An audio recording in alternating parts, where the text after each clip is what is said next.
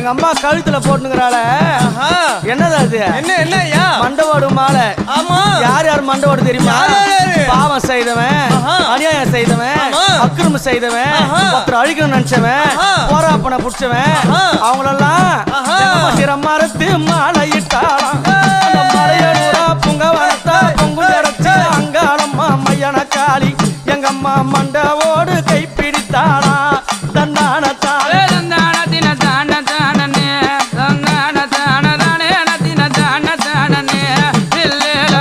மண்டவோடு மாலை சூடினாள் மையானத்தில நீல காளி பவள காளி பச்சை காளி கருங்காளி செங்காளியா அடங்கம்மா